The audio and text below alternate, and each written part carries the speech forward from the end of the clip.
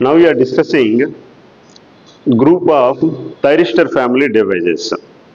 So in this group, first we have silicon controlled rectifier. We are calling that as a SCR. And the second one is a diode that works with AC. So it is a bidirectional diode. Unidirectional diode already we discussed in the previous years. You know already PN junction diode.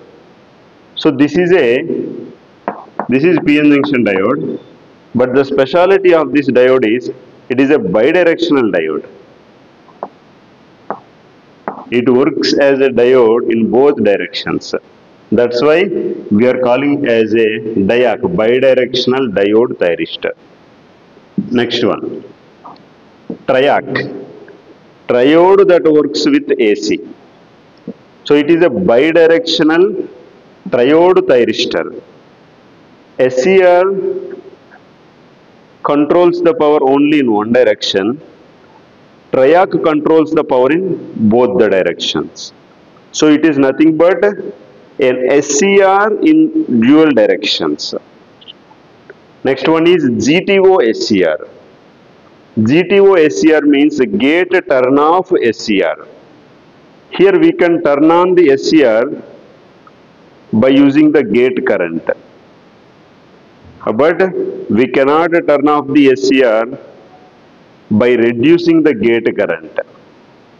But the speciality of this GTO SCR is we can turn off the SCR by using the gate current. That's why it is gate turn off SCR.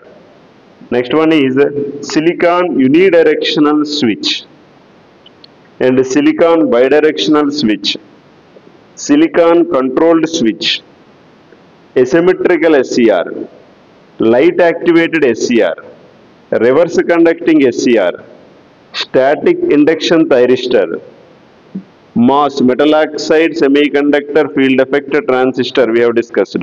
So metal oxide semiconductor controlled thyristor. Already we discussed in 1992 it was introduced.